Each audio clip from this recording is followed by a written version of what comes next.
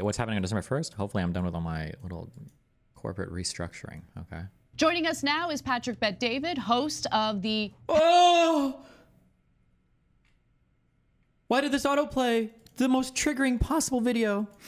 Have you guys heard? Did you guys all hear that fake story that PBD told of a Destiny fan? Anybody know what I'm talking about? Oh my God. This is the fakest story I have ever heard in my entire life. No. Well, he told some story about how he was at a baseball game with his son or something. And apparently some guy walked up to him and was like, hey, are you Patrick Bet-David? And he's like, yeah. And the guy's like, I'm a Destiny fan. And I think that Andrew Tate is less manly than Destiny. And Patrick Bet-David was like, well, who would you rather your son grow up to be?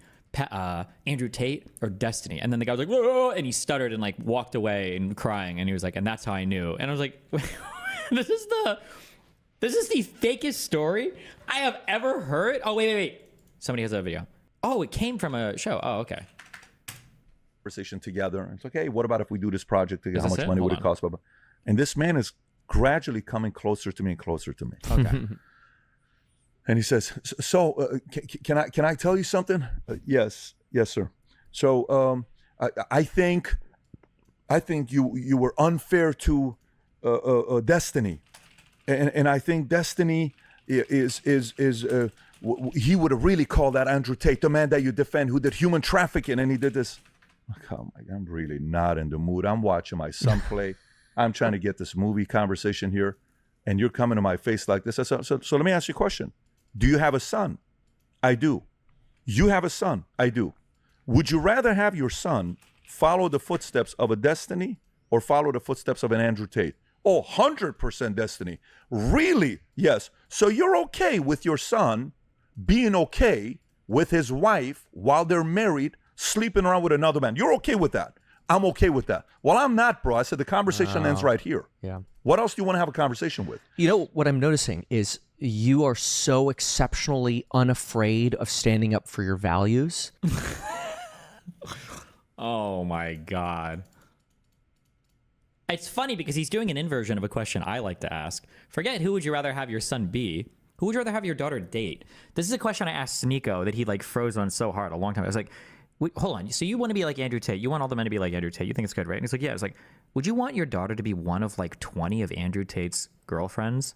And he's like, well, like, would that be success? Like, if your daughter was one of 20 of some high value males rotating girlfriends, like, is this a good thing for you? Like, it's so cringe that people, they don't even really believe this shit. It's all just fucking virtue signal bullshit. Oh my God. I can't watch this. You know what? You know what? You can watch it while I do this. Good luck. Do you think if you had a daughter and a guy like you came up to that daughter, would you let your daughter date that guy? Yeah, I'm a good guy. A guy that said he's been with 20 women by the time he's 23, a guy that's looking for you would let that daughter date that guy. You're lying. You know you're lying. I have to ask, Sneeko, you would give your daughter to a man who has 19 other women? Wait. If he was a good guy, yeah. Really? No shot. That's the biggest cope. That might be that's the bigger cope than the guy with 15 fucking booster shots that's going for his 16th one right now. That's the bigger cope. That's a bigger cope than the 82-year-old getting the smallpox vaccine because he thinks he's going to get fucking monkeypox through the air. That's the biggest cope I've ever heard in my entire life. There's no shot. You wouldn't let your daughter near that guy. Would you let your daughter date somebody like Andrew Tate? If your daughter was 18 and Andrew Tate came up to her and when he's 40 years old, would you let your daughter date that guy? You wouldn't. You're not putting out into the universe the type of energy to get the type of woman that you want when you're in your late 20s. I'd rather she be with like a strong, independent man than a guy saying, that guy's toxic. Why do you have to be, you're not, what you're talking about isn't it, what you're talking about isn't a booster shot toxic guy. Like, that's toxic. I'd be more afraid of that. Yeah, that you're back to the masks. You think about masks more than sheep do, more than the government does. You're like so fixated on it. It's not even a mask to you. It's actually a safety blanket. It wouldn't surprise me if you had a weighted blanket made out of like discarded masks. It's like keeping you nice. Just keep me away from the mask, guys, right? I wasn't talking about the mask. I was talking about the fact that you just called me toxic, which is some female shit that you just That's not female. I'm saying that if you're going through so many women at such an early age, you're not putting out the right energy into the universe to get the type of woman that you're telling me men should be after, or you should want when you get to your late 20s. Patrick Bet David, or PBD podcast. Big fan of Donald Trump, obviously comes from a different perspective than we do here at TYT. But Patrick, congratulations. I'm sure you're elated over last night's results. Yes, thanks for having me on. Well, I'll start off. Tell me what you think Donald Trump did this time around to attract a higher percentage of American voters. I mean, he honestly blew Kamala Harris out. It was unexpected. But what do you think he did this time around that made all the difference? What did Donald Trump do? Donald Trump, what are the most simp fucking answers? He spoke to the American people. He went on Joe Rogan and alternative media.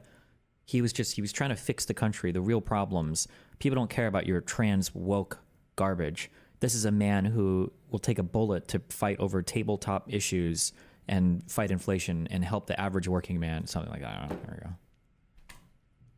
Well, I will tell you, I think Kamala is the worst candidate the left has had in a while. I think if there was a primary, she wouldn't have beaten Josh Shapiro. She wouldn't have beaten Pritzker, Newsom, maybe Whitmer at best, because that's just not her. I don't see her as a one. I see Whitmer as a one more than I see her as a one. So it was a terrible candidate. On the area of Trump, if you think about 2020, there's an element. You know how you create content? Both of you would know this. You've been doing this for a long time at the highest level. I remember about 6 years ago, I pull in Mario and I'm like, Mario, watch the YouTube channel, the last 100 videos that we have. See how many of them have gone over 100,000 views. And we first listed out how many videos we have produced over 1 million views, 100 views. So we had a lot of them. And I said, but let's look at the last 100 videos. And we looked at it. Only 2 or 3 videos were of 100,000 views. He says, Pat, I cannot believe we're out only 2 or 3. I said, why do you think that is? And he's giving me his ideas, trying to be nice to me. Like, well, I just think it's this. I said, it's not the thumbnail. I said, it's not the title. I said, it's not any of that stuff. It's the fact that I don't look like I'm enjoying creating content. And the audience can tell. Whenever you're miserable like this and you're not happy about what you're doing and you're bitter and upset, the audience walks. They want to watch somebody that enjoys what they're doing. President Trump in 2020 didn't seem happy. He wasn't in flow state. In 2016, he was. In 2024, I will tell you one of the interesting things that happened with him in this 2024 election, and specifically the last 5 months. I can't even say last year. I can't even say 8 months ago. It's specifically the last 5 months. He looked like he started having fun. And when he's having fun, he's talking, he's doing his trolling, he's getting under people's skin, he's doing his thing, he's being Trump. He wins. That wasn't the case in 2024. I can give you a lot of other things, but the one it fed. Usually every time this guy talks, he sounds like a fucking snake oil salesman. And I mean that in terms of business as well. I just don't trust a lot of what he says. But what he just said here, or whoever was talking to him, that isn't exactly true. Having a good time and having fun is probably one of the most important things you can do to convince people to believe whatever it is you're saying. You can sell somebody almost any idea you want if you can make them laugh. And if you can make them bored, you're probably not going to convince them of anything. That's one of the reasons why I think I had a good run doing a ton of different shows. Is because you just want to go and I'd have fun, right? I could laugh with Adam 22, I could laugh with Fresh and Fit, I could laugh with any of these people. Like I look like I'm having a good time, looks like I'm having fun. Like that's way more effective than going on and being like, all the misogynies and all the racism. Like people are like, oh, this guy's a fucking loser. Who cares? He's upset all the time. That being said, I felt like this was honestly the weakest part of Trump's 2024 campaigning, which is one of the reasons why I was surprised, one of many reasons why I was surprised that he won, although I guess it's maybe just the inflation thing. I don't feel like Trump looked like he was having fun at all this time. Comparing the difference between Trump in 2016 versus 2024, this recent one, is like, I feel like it's not even close. I feel like he looks fucking old and miserable. But maybe... I don't know, maybe the last few weeks or something were different and I just missed. Maybe I missed like the funnier interviews of where he's like more having fun, I guess. The X factor for me is he looked like he was having fun in 2024. He didn't look like he was having fun in 2020. So, Patrick, there's folks on the left who think that people voted for Trump because in the in my opinion, the hilarious lingo of some leftists, they centered their whiteness above anything else. So obviously you guys disagree that it's about race, right, or gender. So what would you say your audience would say was the #1 reason that they don't like the Democrats, they don't trust the Democrats, and they prefer Trump? Well, I mean, if you think about, for me, I'll speak for myself. I'm still a registered independent till today. It's been 15 years. Cringe. You're never voting Democrat, bro. I'm a registered independent. You can go online and find out what PBD is registered for. You'll see independent. And I voted Bill Clinton. And I think Bill Clinton was a good president. Just so you know, I thought when people talk about Bill Clinton, I thought he did a good job. I thought him being able to sit there and work with Newt Gingrich, making things work was exciting, was good. But at that time, I wasn't married. I didn't have kids. I'm 46 years old. Today, I got 4 kids. And I got to kind of sit there and think about who's better for my kids. I lived in California 24 years. I ran a business in California for 24 years. I left California because one day some local, tax assessor comes up and he says, "Hey, we heard your business has grown." I said, "Yes." "Well, you need to pay a local tax assessor tax of $69,000. I said, "What are you talking about?" He said, "Yeah, I need to pay." I said, "For what?" So, "Well, based on our estimation, this is how much you need to pay." Nothing audited, estimation. I go to the 7th floor, which was my accounting firm at the time. I said, "What is this all about?" He says, "Happens 1 out of 20 business owners, but if they come to you, you got to pay for it." I said, "What are you talking about?" $69,000. He says, "Yes." I said, "What counties or cities in LA do I not have to pay a assessor tax?" And I don't remember at that time, I thought he said Victorville, Burbank, Glendale, Santa Monica, a couple of these cities. I said, "I'm going to move to Glendale." So I moved my headquarters to Glendale because I want to be in a place that I can reinvest that money into the business. Eventually, I left California because I didn't think California was a pro-business state. Hence, today, after COVID, 2 states in America lost $1 trillion of assets under management. New York and California. Bad policies push business owners like me, like Musk, like many others out. Now I go to Texas. I lived in Texas for 5 years, Dallas, Texas, fell in love with Texas. But I wanted the best of both worlds. I wanted California and I wanted Texas. California and Texas had a baby. It's Florida. I moved to Florida. Being in Florida, I like DeSantis that he protects my kids. Even in Texas one night, when my first 2 kids are fully vaccinated. The 3rd kid, fewer. The 4th kid, we wanted the options on what to do and what not to do. You know, in Texas, there is no religious exemption. Jesus. The kids are less and less vaccinated through time. Oh my God. Okay. In Florida, there is. So for me, at this phase of my life, when me and my wife are getting smarter, educated, we're making decisions on clear philosophies on how we want to raise our family, probably one of the main things that... Yeah, I'm curious about that comment, but I mean, I don't know if I'm in a position to talk. How is Florida like Texas and California? I can understand how Miami is kind of like Austin and LA, I guess, or San Francisco. Maybe. That's a stretch. But how is like all of Florida like Texas or Cal? I don't know. I'm not sure. Who knows? I don't know. Maybe, I guess. I don't know.